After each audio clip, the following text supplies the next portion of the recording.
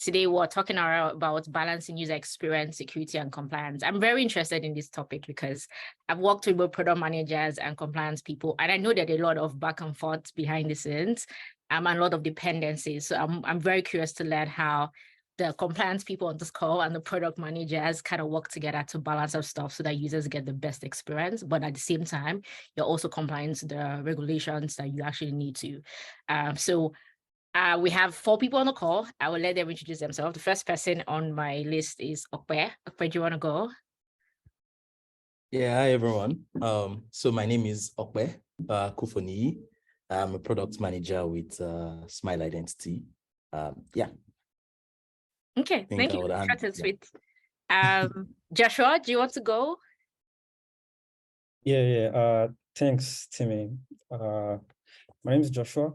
I'm the fraud and risk operations analyst for Bundle Africa, which is a portfolio company for Binance.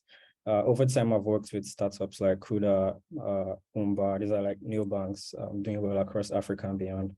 Yeah, so it's great to like come and share experience with you, your team, and everybody here. So looking forward to a great time to talk. Thank you so much. I'm really looking forward to hearing you talk. Elijah, do you want to introduce yourself, please? Yeah, sure. So my name is Elijah. I'm co-founder and CPO at Payday. So I look after the product and engineering team, supporting the work that we're doing in terms of like evolving the product and expanding into new corridors. It's nice to be speaking with everyone. Thank you. And finally, but not the least, Stacy. Thank you, Beth. My name is Stacy Bonariri. I do handle compliance and regulatory matters at Smile Identity. Awesome. So we have a really good mix of fraud, compliance specialists, product managers, and Elijah, who's doing a bit of product expansion and also tech. So this is a very, very balanced panel.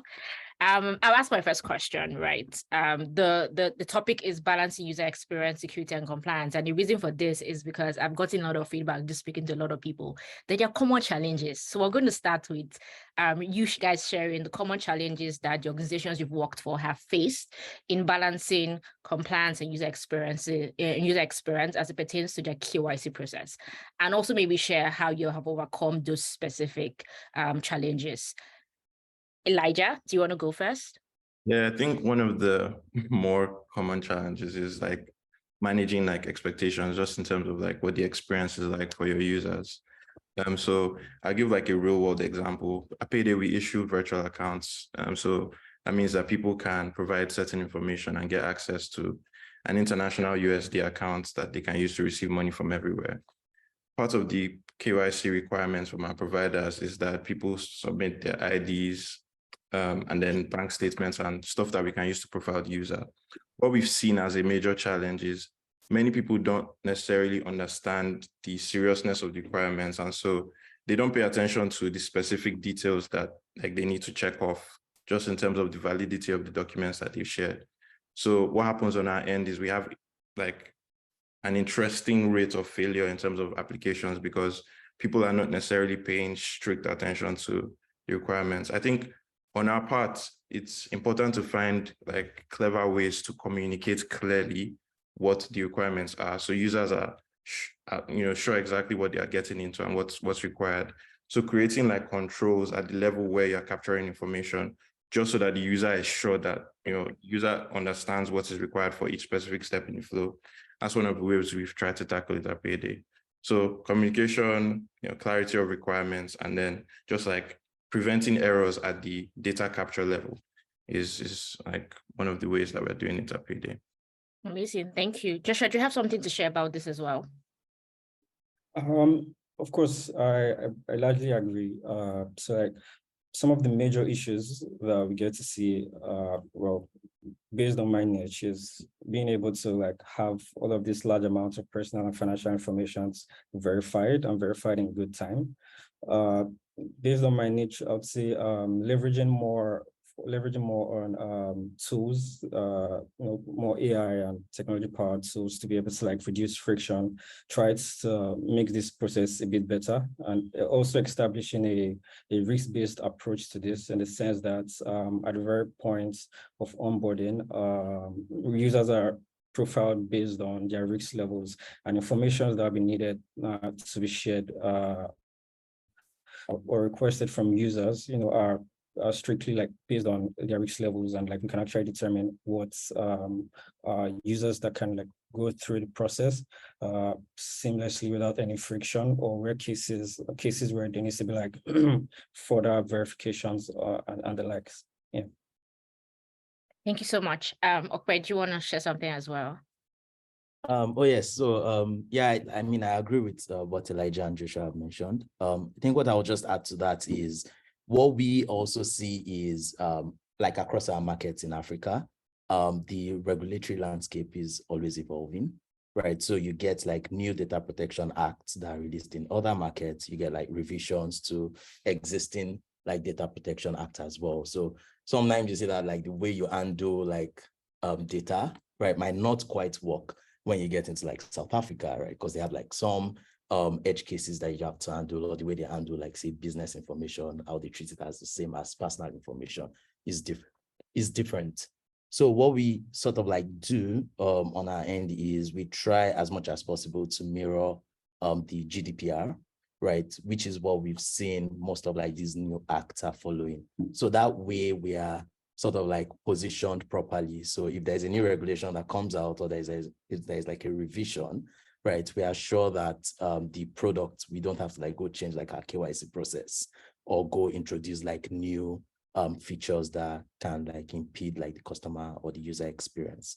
I think in addition to that, what we've also seen is like KYC processes just generally, like if you go like read the acts or the laws, are very lengthy, right, and complex.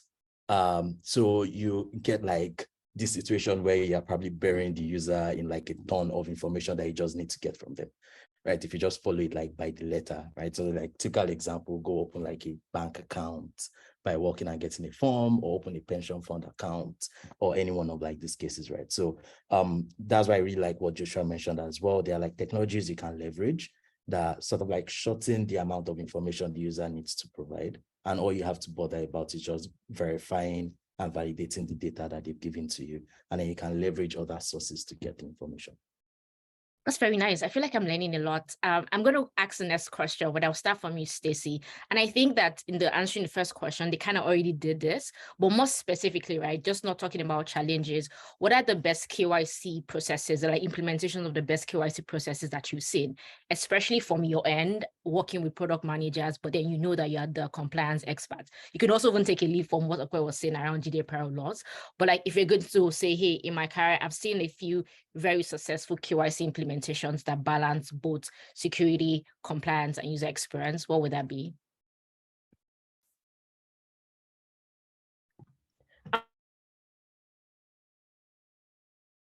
I mean, for me, in this instance, it will be leveraging more than one methods of identity verification. So look at what Smile is doing. You can use the biometrics, you can use the smart self-authentication.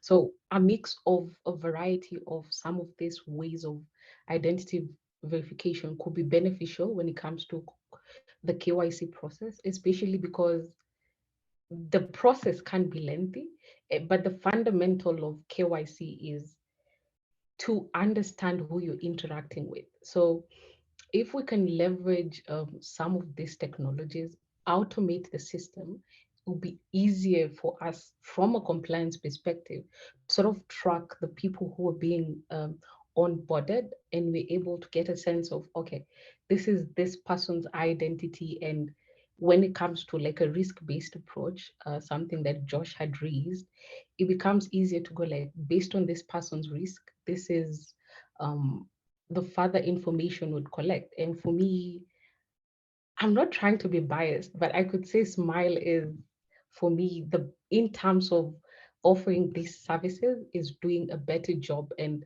employing some of the strictest standards when it comes to identity verification. And it can be juxtaposed to the NIBS integration that they did. It's very seamless. I saw the whole flow and was like, this user or whoever is using it, and acknowledging that the BVN number is being it will be given, and understanding why that data is being collected. That was a good thing that from my point of view, that I saw Smile doing. That was good. That makes sense. So, I mean, if I was to reiterate, it's leveraging as many different solutions in identity verification, not just sticking to say we want to do only phone number verification, only biometric, but using a provider that gives you different access. So if one fails, then you know that you have like fallbacks. That makes sense. I think that's a very important point. Joshua, have you seen any KYC implementations that are like, this was really done well, and I learned something from this? Yeah, sure. In terms of how it's even like relates to user experience, for example, when in the fintech space, the KYC processes are tiered, and this way you're able to classify each user based on their KYC levels and their KYC tiers, and which actually makes things more easy. And also they've seen cases where people leverage gamification, some form of gamification around their KYC processes, in the sense that at every point in time, each user knows the level I'm on. They know the benefits that are associated with the particular KYC tier they're on. They see what they miss out when they're not on a certain level, and then there's even eagerness on part of the user to want to complete the process in order to like attain these benefits. So all in all, clear and concise communication really like does it, and that's something that's everybody should be leveraging on. I strongly agree with what Stacey said. Smart Idea is doing a very good job, in terms of like several tools at disposal. Yeah. Amazing. Thank you. Elijah, I know you don't currently use Smile, so I would let you answer this question as well. And maybe give us a bit of a balanced perspective, but also, right, you've worked with Revolut, which is like not even focused in Africa. Now you're doing fintech as well with Payday in Africa. So I'm hoping that you've gotten like a lot of perspective around just designing and implementing KYC processes, that you can tell us the lessons that you've learned and the ones that are like, this was done really well, and I would like to replicate. I think this one seems like pretty obvious, but like a lot of people overlook it. I think some of the providers we've used in the past are unable to give like clear feedback about like what's wrong during like the KYC process. So a customer has gone through the process, probably provided a bunch of documents and filled like loads of information, right? And you just return that the KYC failed. We couldn't verify you, but there's no clear action item. There's no clear feedback as to why the verification failed. I understand that in certain cases there are compliance risks associated with being explicit about why a customer can't be allowed to sign up.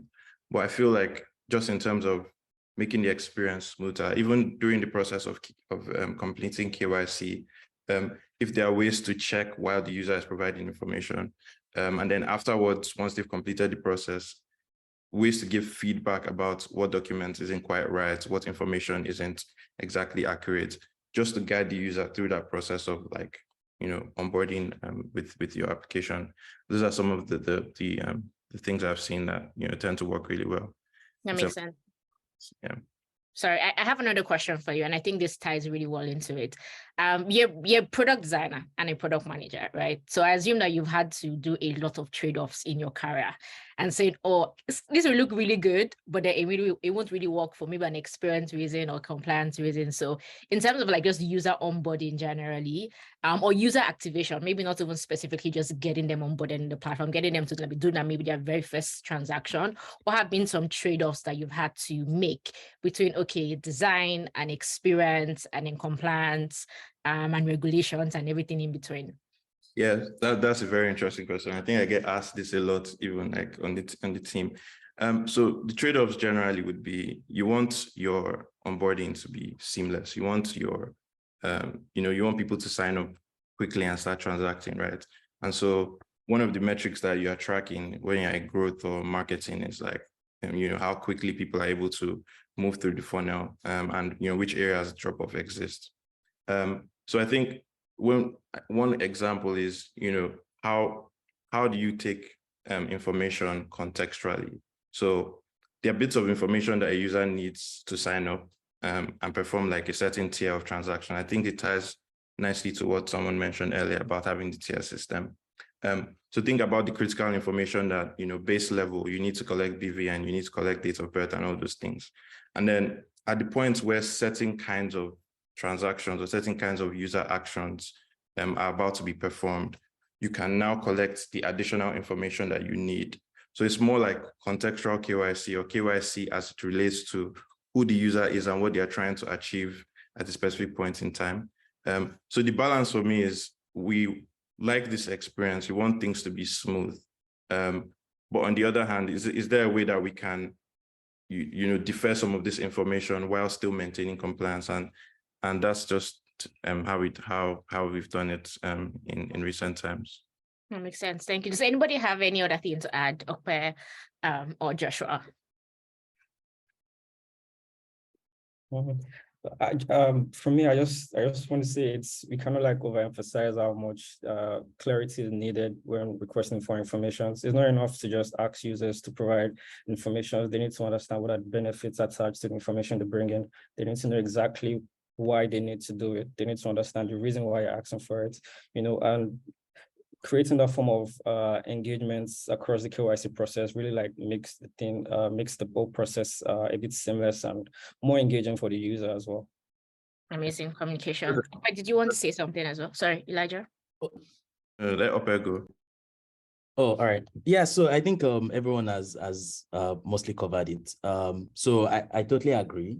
For me, like progressive profiling is super important, right? So tearing your KYC, only request for essential information that you need and nothing extra. And during like the user journey with you, you can always request for more information. Also, like just guiding the user through the process or as much as possible, even before they start onboarding, provide all the information of the things that they need to get, right? So that there are some KYC tools or some onboarding that you get so that you just get stuck. Like I have to go dig for my NIN slip, for example, or my national ID number, right? Or go hunt for my BVN because I didn't know they needed it. So providing like the set of like guide or the information of what you need from the user early on also ensures that like the user can just have like a smooth process and have everything ready to go. And I think final piece is across like all the different channels that you might be onboarding, say your users, having like a consistency in terms of like user experience. So whether it's coming from mobile or for web, right, is also super important. So if the user is moving from like say like a mobile app to a web application, they don't need to start hunting around for things or trying to figure out exactly where they need to submit something and stuff like that. So I think like just having like an omni-channel like consistency is also super important when you're like designing your KYC process. Yeah, something I wanted to add on the trade-offs bit, I just realized that like this bit is important. So when I was working at Revolut, we had like an insurance product where for you to make a claim, there's a long list of things that you need to provide.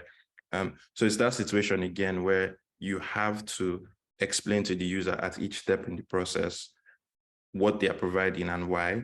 And you can't sacrifice, I want this to be quick for that lack of clarity in terms of detail. So the trade-off we had to make here was, it was a longer process, but then the benefit is the user knows exactly what they need to provide. And we reassure them that the reason that it's this long is because we want you to make a claim once and, the underwriters can get back to you with positive feedback. That's one. So one thing that you can do to make the experience better in scenarios like this is things like making it possible for the user to save and continue the process later.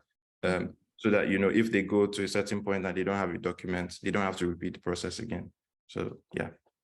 That makes sense. You guys have spoken a lot about clarity and communication. I think clarity is clear, right? In terms of like the design, making sure that they're prompts there, people understand the words, the UX copy. But in terms of general communication, as you know, communication can be done outside of just like the in-app experience. So I'll now focus this question on Elijah and Okpe, since they're the product managers specifically. How else have you seen or have you communicated with users and say, hey, even before you get to the onboarding process or when you drop off, there are ways to still say, this is why we're asking you to do this information. This is why this process was like this, just educating them so they understand how the company is trying to help them do the transactions that they want to do, but also still compliant at the same time and not run any risk for fraud. I know we can go first. Okay. All right, Elijah, do you want to go? Let me go. So I think in terms of communication, what we try to do and what I've tried to do in the past is anticipate like concerns, like what would make a user hesitant, what would they not be able to understand. So those two layers. So things that would just like make you take a step back, like I don't want to give you this information, or things that you may not necessarily understand, and try to provide clarity on those specific points. So on the part of hesitation, you want to reassure a customer or a user that their information is safe, that you would only use it for a specific purpose. And then once you say, oh, we don't store this, we only use it to determine, your identity or to find out if you are who you say you are, that gives a bit of reassurance. So the broad approach is, if there are areas in the flow where the user will have hesitation. So when you're doing like user testing and users are talking through the flow, you're observing the parts where they hesitate, where they are not really sure, and then taking note of what the hesitation is about, what their concerns are about, and then addressing those specific points when you communicate. It goes a long way in like reducing friction, helping people feel more confident when they engage with your flow. That makes sense. Yeah. So yeah, I mean, I agree with what Elijah mentioned.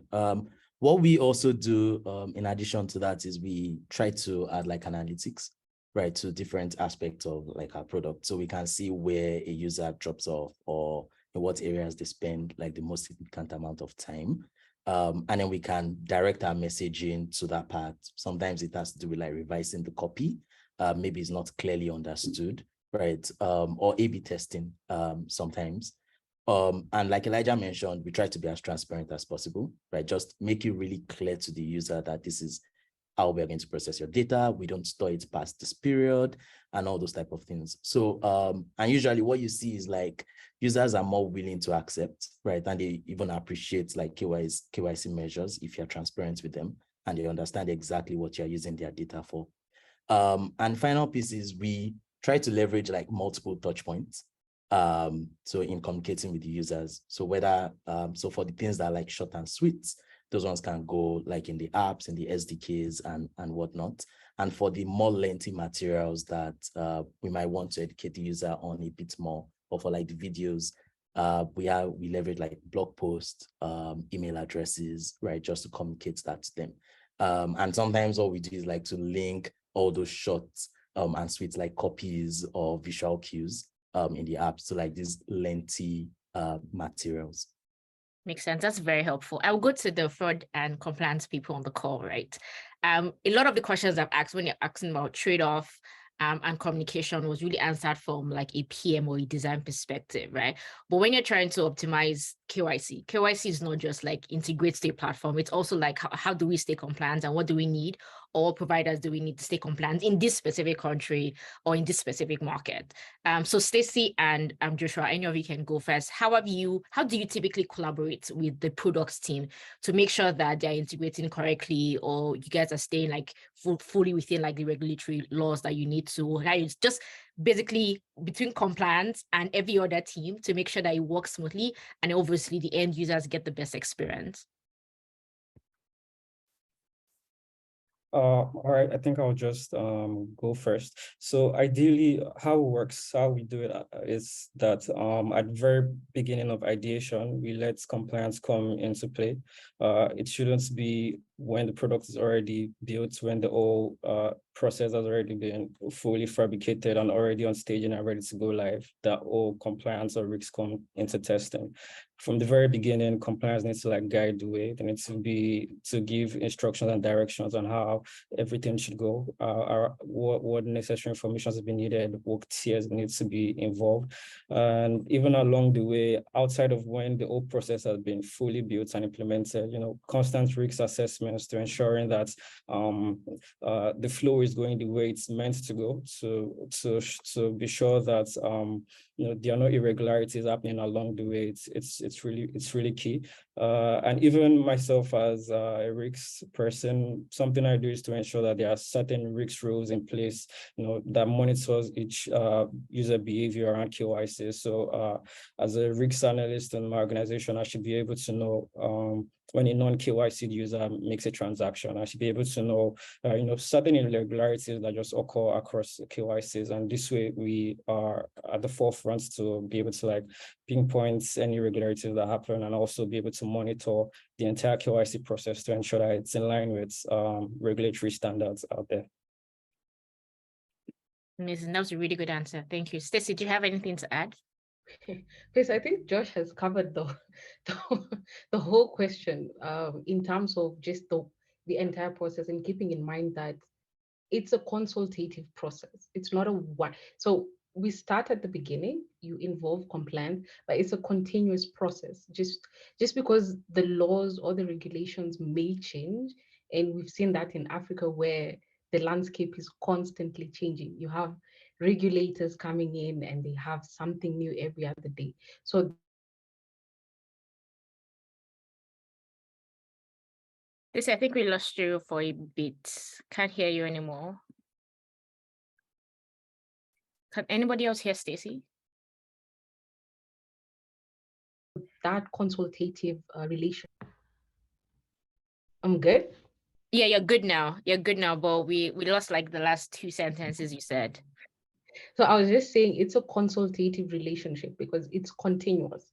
Our regulators tend to change everything every other day. So if we can be, from a compliance perspective, be in touch with the regulations, pick what the regulator needs, then convey it to product and ensure they incorporate it well, and as you know, to put it part of the onboarding process and the user experience.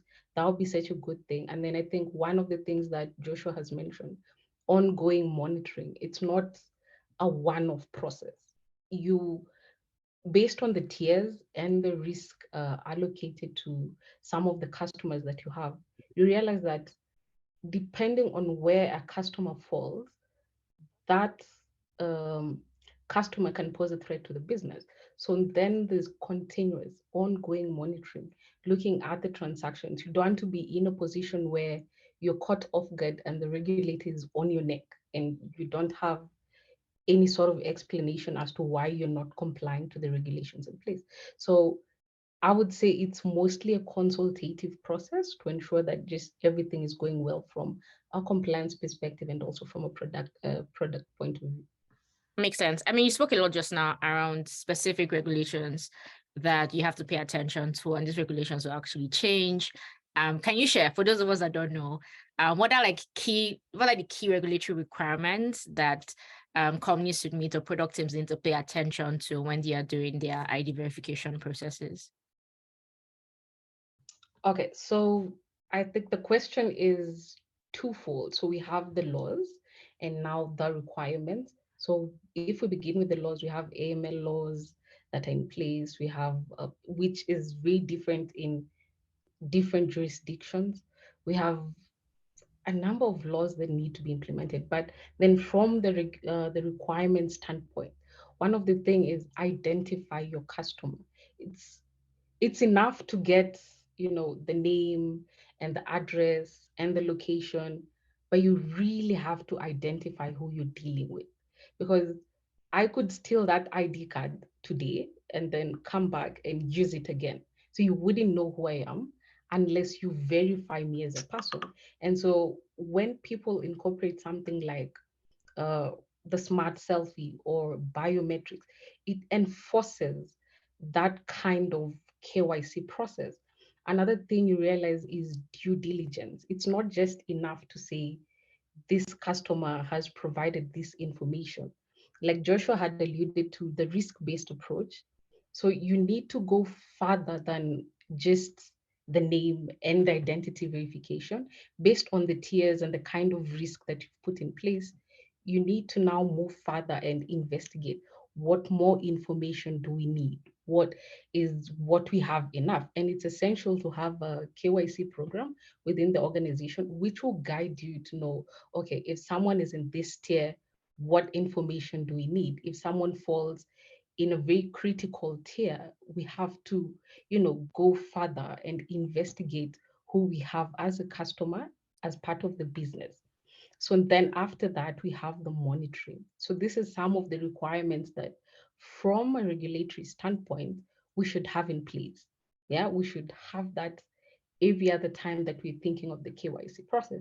Now, if we move to the product side, we try and distill the information that we have and make it as simple as possible, so that when we're onboarding a customer and we know where this person is falling in terms of the category, then we know what to trigger next, what information to collect.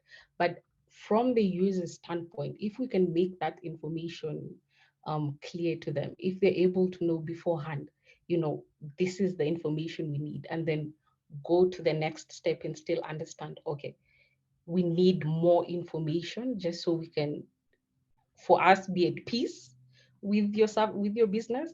So we just have to continuously implement the due diligence. And I cannot stress enough on the monitoring. That is a thing you have to constantly do to ensure, just from a regulatory standpoint, that you are at par with the laws that are in place. I don't know if that answers your question. That sounds very, very extensive. I don't even know if anybody has anything more to add. I felt like I was just schooled a little bit on your role as a compliance specialist. So thank you. But Joshua, in case, do you have something else to add, or Okbe or Elijah? None from me. Stacey really did a very extensive job with that. Awesome. Okay, I'll ask my next question, and a bit back to the product managers. How do you define KYC success? Like, if you think about it in terms of metrics, how do you know that what we're doing is successful? How do you then identify the places that you also need to improve on? Where do you want to go, or should I? I can go. All right. Yeah, so I think for us, maybe I'll start first with how do we actually gather the information to measure success, right? So we use a combination of analytics within our SDKs or our apps, like I mentioned earlier. We also do a ton of data review, right, with our analytics team. And finally, we have customer surveys that we get periodically from our customers. And for us, the internal metrics that we track, and this is us being KYC providers now, is things around time to compliance, right? So how long has it taken for us to run all the checks, all the KYC checks that we have to do on a particular user, right? The identity verification. Is that time getting shorter and shorter? Is it making sense for a digital service? We also do a periodic audit of our false positive and false negative rates, just to make sure that we are not letting bad actors through, or we are not getting real users, right? So we try as much as possible to ensure that that rate continuously tends towards zero, right? No matter how small it is right now. Next piece that we like to measure is our customer satisfaction score, or our net promoter score. Right, so how satisfied are customers with our solutions or their users, right? How likely are they to recommend us to another person? And finally, we also do things like support requests, just measuring our support requests, categorizing them to understand where the largest areas of friction are, right, in our solutions, and also what the resolution time is for such tickets. So what we try to do is to reduce the frequency of some specific type of tickets that we're getting as much as possible. So whether that's optimizing the way the product works, editing or revising the copy of the messaging. And I think for on our partner side, and for some of our products too that touch the end user directly, we also measure things like onboarding time. So how long does it take for the user to run through the entire process, submit all the required documents, right, before we now finally verify and then they get onboarded. We also measure completion rates, right? So which users are dropping off, which ones are still staying through the process, and where exactly or what stages are they actually dropping off. And I think the final piece, maybe which we really don't do internally ourselves, but I'm aware that some of our partners do, is a regulatory compliance rate. So them just taking a look at all the accounts or all the users and then running them against the regulatory checklist, and making sure how many % of their users or how many accounts have they opened that actually defaulting from a regulatory compliance standpoint. Yeah, so I think those are sort of the metrics that we track on our end. Yeah, way to go up there. Definitely nothing else to add. So I think something else that we track, in addition to a lot of the things that Ope said, was just generally the accuracy rates, right? So how accurate are the is customer identification module of the KYC provider. So we want to obviously in certain cases review manually to see if people who have been given KYC pass actually who they say they are, especially when suspicious activity is reported, right? So those are some of the things we measure. I think suspicious activity reporting rate is also something we look at. So within a period of time, which users are getting flagged, and what specific factors can we tie to these users around like the documentation we've received as regards to their identity. Yeah, so that plus everything else Ope said. That makes sense. That was a really good answer because it helps me with my next question. We just targeted at Elijah and Joshua specifically. So we've talked about the balance with KYC, but mostly in terms of like onboarding, identity verification, right? But like outside of onboarding, when user gets into the system, there's a lot of things that start happening, especially when in fintech transactions. And then some people start they're getting hacked or doing fraudulent transactions here and there. There's a whole lot more that happens, right, when they get into the system. So how do you sort of like balance out, okay, we're now compliant, right? And we have like a really good process in terms of onboarding users, but what else between identity verification do we need to do to reduce or to be able to effectively combat any fraud or identity theft that happens in the system? That's a very good question. So one thing we really do at Bondo right now is also to manage to monitor device activities. You know, one very suspicious red flag or signal for fraud is when we're having like multiple account verifications done on one device. You know, it's suspicious. It's okay for a user to be verified on one device, so probably two, but when it's already getting to like 10, 15, 20, of course, that's like a major red flag. So in all of this process, we need to be able to like manage devices, be able to like be sure that there are no like funny activities like going on around there. Something else we do is also like to leverage on tools to be able to like spot certain anomalies around KYC verifications, you know, and biometrics is one very good way to be able to like checkmate that most of the time. You know, you see where from onboarding, people have already like submitted details, but like when you go further and it's time to like, okay, capture your face or to like perform certain actions, we need you to like provide probably a selfie, for example, or to probably authenticate the transaction with your, you know, with your face ID or with your fingerprint. And like at certain times, we see where there's a drop off when there's like a bad user. So like these are like very practical ways we kind of tackle that at the moment. Amazing, thank you. Does anybody else want to add something? Yeah, I think with regards to like once users have been onboarded, so implementing like AML and transaction monitoring rules that flag suspicious transactions, so you can identify, you know, which users are maybe going above like a threshold. I think this is also where implementing tiered systems come into play as well, so that users are not able to you know, exceed like certain transaction limits if they've not provided enough information to allow them to do that. Yeah, those two areas are pretty critical. So you can rely on tools that can help you. You can create internal controls that, you know, can immediately suspend a user if over a period of time they've engaged in like suspicious activity.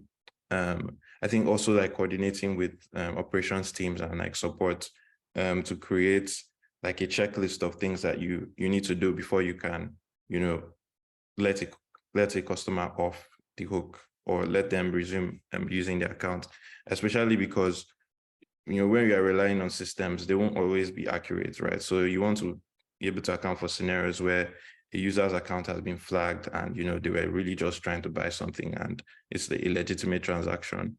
So creating like a checklist that's objective that your team can use to intervene in those cases is also very important as well. Amazing, thank you so much. Stacey, do you want to add anything to that, or should I move on to my next question? Yeah, so I think for me, maybe like other practical things that can probably be added is biometrics as well.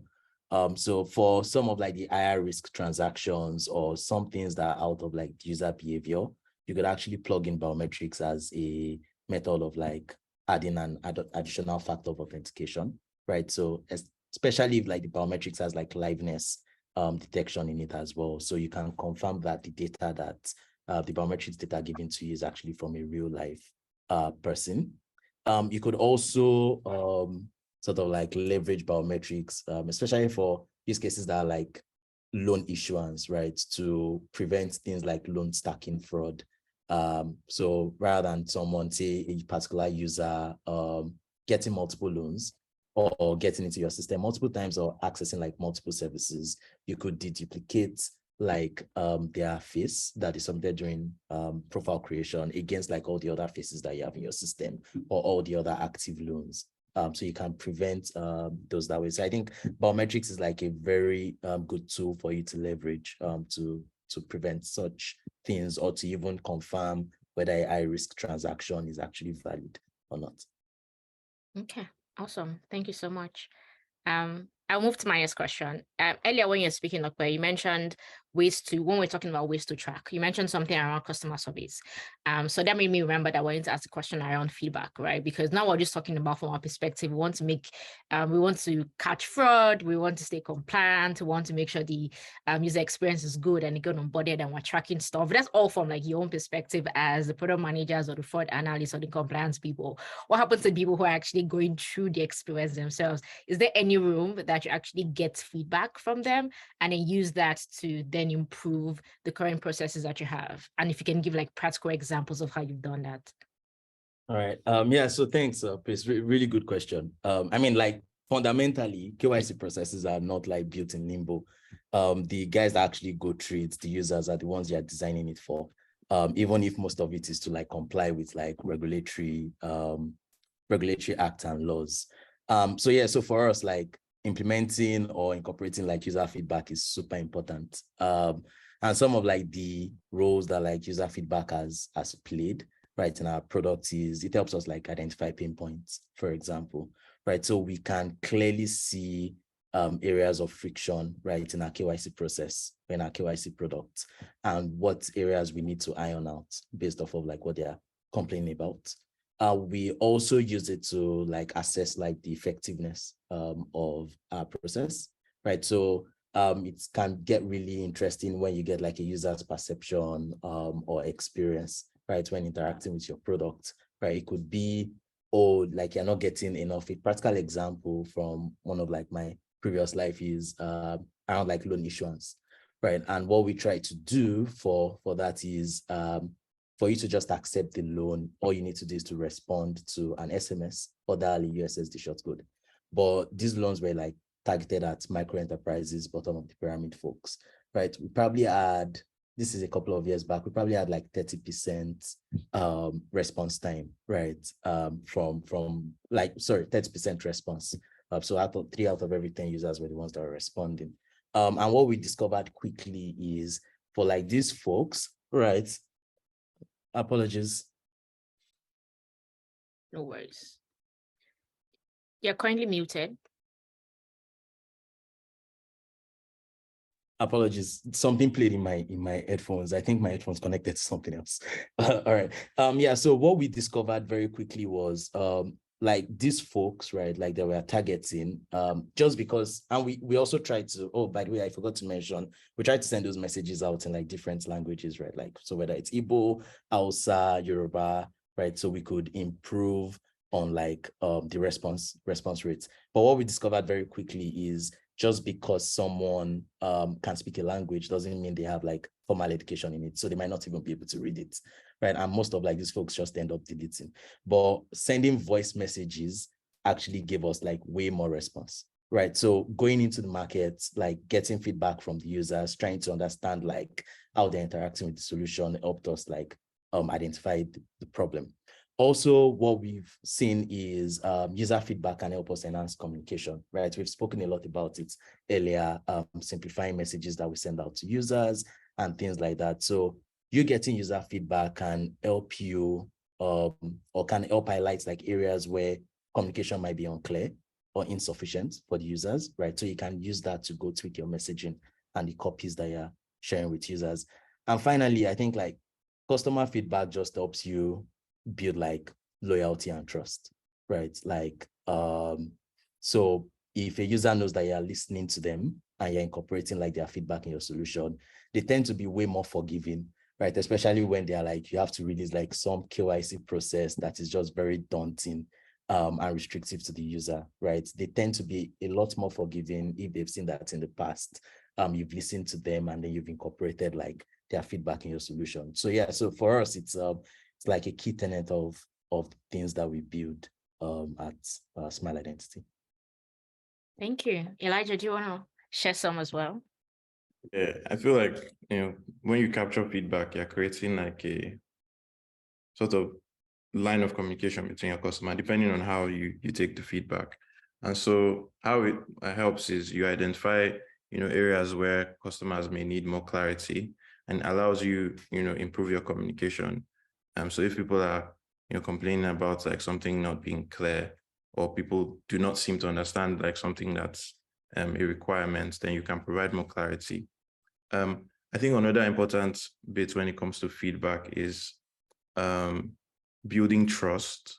So if customers see that you are paying attention to like stuff that they're complaining about, or there's even like a line of communication established, there's more confidence in like the systems that you create.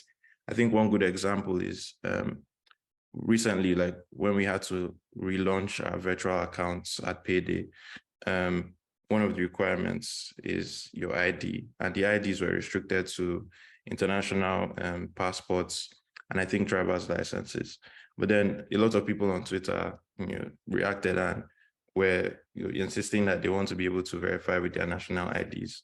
So we took that request, went straight to the banking provider, and we're able to work out a way to verify national IDs, which is something that the KYC provider on the end of our provider for the accounts has never done before. So that kind of reinforces that, the company is looking out for the needs of its users. And in cases where it may not necessarily be convenient, we're willing to go the distance and work with, the partners on our end to make the process a lot more accessible to customers. That reinforces trust, that reinforces, the belief or the promise that you're making to customers who are using your products. So. Amazing. Thank you. I have one final question, and I'll let you guys give your final words, and we'll hit that 6 o'clock mark on our. At the beginning, one of the things that Joshua said to my first question around common challenges was leveraging technology. And he mentioned AI, he mentioned biometrics, and biometrics has also gone around a lot in this conversation. So I wanted to ask you, but anybody else can also answer the question, right? What kind of new technologies or important technologies are very important for businesses and product managers and execs to actually pay attention to and leverage when it comes to implementing a KYC process, balancing security and experience and compliance and everything in between? All right, yeah, thanks, Fizz. Yeah, so I think like we've like overemphasized on how important biometrics is to KYC. So I won't touch too much on that. It's just that like biometrics can replace manual reviews, replace things like textual comparisons that users or like that partners have to do to verify their user's identity. I think like where biometric also gets very interesting, like I mentioned earlier, is like combining it with like liveness detection, right? Because then you can prevent things like spoof, replay attacks, and then prevent like fraudulent actors from getting onboarded on your system. Finally, biometrics too can also help with things like fraud detection, right? Prevent things like, can help with things like fraud detection, prevent identity theft and the works. I think another like solution or a tool that we need to pay particular attention to is like AI-powered OCR, right? So that's like optical character recognition. Because with that, then you can do things like extract information, analyze or verify data from physical ID documents, right, that your users are submitting. So that also removes like the need for human reviewers to look at the documents, right? It also reduces the number of inputs that your user has to type, right? And it can also get very interesting when you combine such information with access to like data sources to verify that the information that the user is providing to you. And then I think the final one I'll just mention, which is like all the rave now, is like natural language processing, right? Things like ChatGPT. And the fact that we've also mentioned messaging, right, in our conversation, that you can actually create personalized experiences for your users, especially when it comes to like responding to their queries or their questions around like issues or challenges that they might have with your KYC process, right? So you could leverage all these natural language processing, pack it up with like your knowledge base or frequently asked questions, right? And then make it easier for your users to get response to their queries or questions that they might have. Awesome. Yep. Thank you so much. Is there anything anybody else wants to add?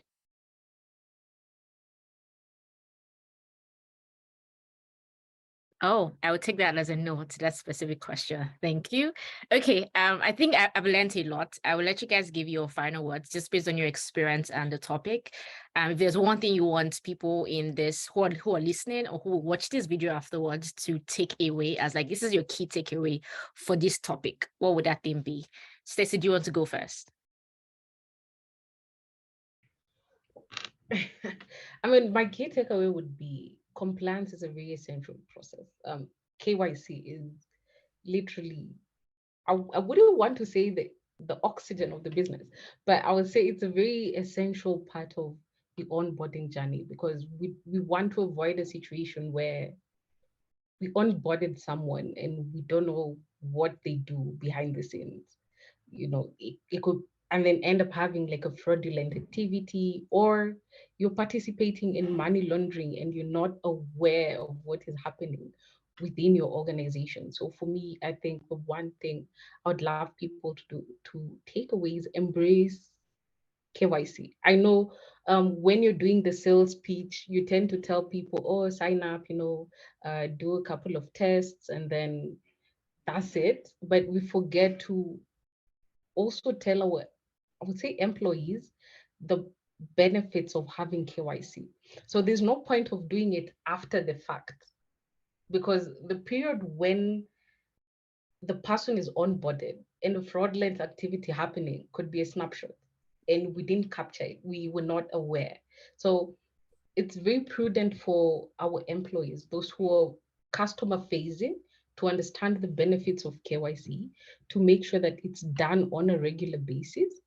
I mean, you could be tempted because you're signing a big customer and you want that to happen very fast and skip the KYC process, but they could be participating in money laundering and we don't know, or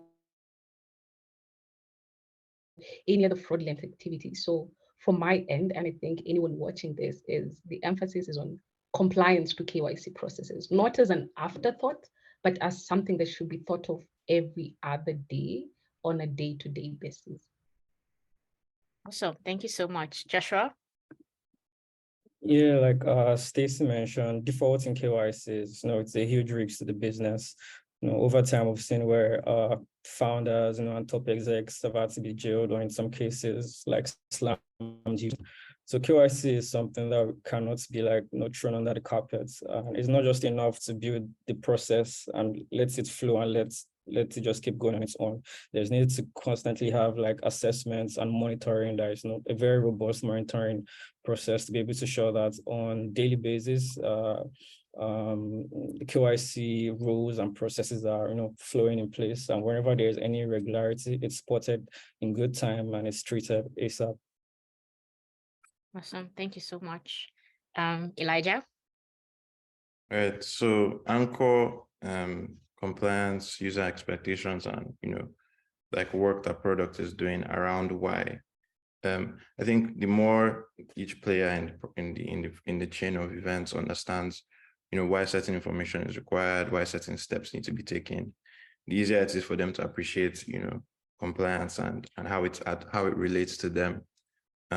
So let the product team not just know what the rules are, but why they exist, and if possible, share like risks or the possible scenarios that they need to be aware about to inform the understanding of certain requirements.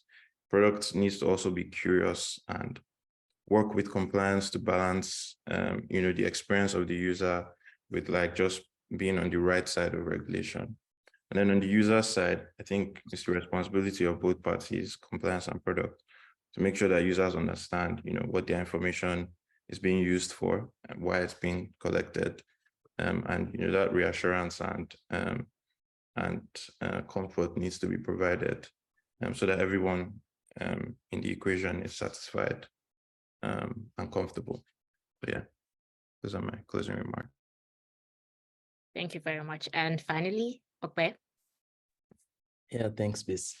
Yeah, so I think for me, what I like everyone to go away with is like, although KYC processes can be very lengthy and complex and sometimes downright frustrating, there are like AI tools, there are technologies that have been built now that can help you manage the process more effectively.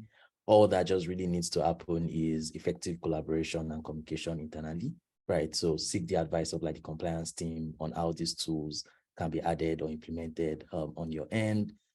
Take into consideration that there are end users that will be going through this thing and you want to reduce the level of frustration that they might have. And finally, like just ensure that like you continue to work with the compliance team so you can stay abreast of changing regulatory landscape, especially like in our markets. Amazing. Thank you. I've learned so much around KYC processes, designing for great experience, getting feedback, tracking, how monitoring the technology to use, and so many things. I feel like I can actually do a role that is like a role between product management and compliance with just this knowledge I've gotten. It felt like a masterclass. So thank you so much for sharing the last exactly 1 hour, the last 60 minutes of your time with me and the audience. It was really great to learn from each of you. I hope you enjoyed the conversation as much as I did, because I did. And hopefully if I call again, you would answer. And thank you so much for everybody who stayed from the beginning to the end to watch this video. We'll also share the replay with you via email. Have a great Tuesday evening. Bye.